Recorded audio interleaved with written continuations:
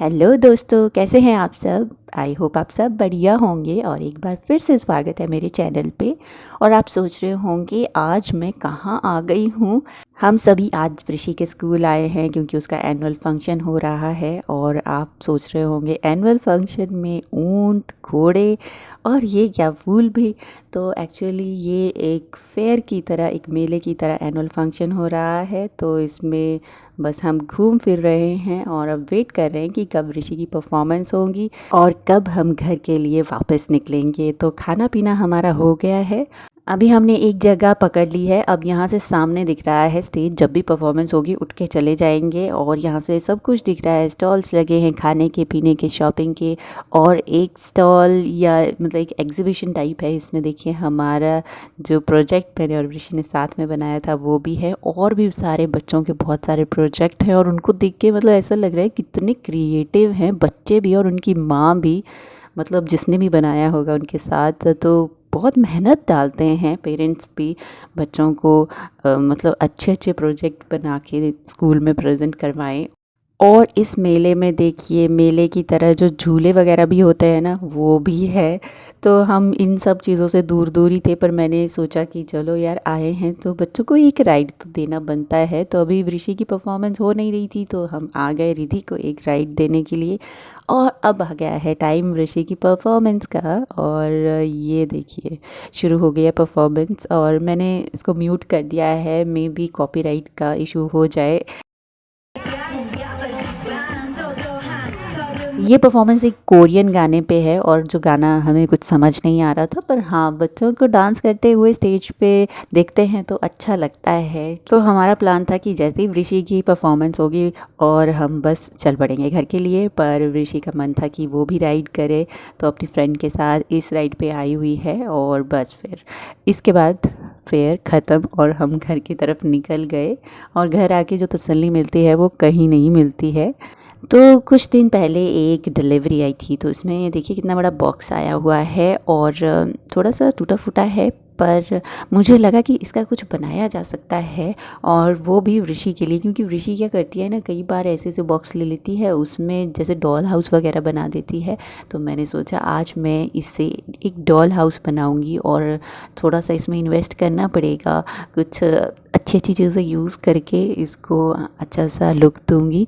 तो अभी थोड़ा सा इसको स्ट्रॉन्ग बनाने की कोशिश कर रही हूँ। कुछ कुछ जगह से थोड़ा सा फट गया है उसको भी ठीक करूँगी, मास्किंग टेप वगैरह लगा रही हूँ। तो इस तरह घर पे अगर कोई चीज़ें हों तो आप उनसे भी बच्चों के मतलब खिलौने बना सकते हैं, थोड़े से शौक़ पूरे कर सकते हैं। क्योंकि बच्चों का जो शौक़ होता है ना वो कुछ दिन के लिए ही होता है या कुछ महीने के लिए समझ लीजिए, फिर वो भी एक खिलौने से फेडअप हो जाते हैं। तो अब की बार मैंने जो बना रही हूँ, ऐसे तो मैं बनाती रहती हूँ उसको डॉल हाउस, पर मैं ज़्यादा उसमें एफ़र्ट्स नहीं डालती हूँ, पर अब की बार मैंने बहुत ज़्यादा एफ़र्ट डाले हैं और वॉलपेपर जो थे मेरे पास वो भी यूज़ किए हैं। तो इस तरह मेरे पास कुछ कटिंग्स थी। वॉलपेपर नहीं है ये, एक्चुअली रैपिंग पेपर है। तो इस तरह देखिए कितना अच्छा बन गया है। इसको और दूसरे पर्पज़ के लिए भी यूज़ किया जा सकता है। और देखिए जो ऐसे क्राफ्ट बनाते हैं ना, इतना गंद जो पड़ता है वो बाद में फिर हमें ही साफ़ करना पड़ता है। तो अगला दिन आ गया है, अब इसमें शेल्फ्स वगैरह लगाएंगे। और देखिए इस तरह के बॉक्स जो पैकेजिंग में आते हैं वो मैं रखे रखती हूँ, क्या पता कब अपना बोरिया बिस्तर बंद करके चलना पड़े। तो अभी मैं उस बॉक्स को यूज़ कर रही हूँ क्योंकि कार्डबोर्ड नहीं है मेरे पास और इस तरह मैं उसको थ्रो भी कर दूँगी अब। तो कार्डबोर्ड से बना दी है मैंने शेल्फ्स और इसमें लगा दिया है वॉलपेपर और ग्लू से थोड़ी देर रखना पड़ता है ना चिपकने के लिए, तो इसको ढक के रख दिया है। और इस तरह के देखिए जो थर्मोकोल्स होते हैं अलग अलग तरह के आते हैं, कोई लाइट वेट होता है, कोई बहुत ही हार्ड टाइप भी होता है। तो इनका यूज़ करके मैं बना रही हूँ अब डॉल हाउस के लिए फ़र्नीचर।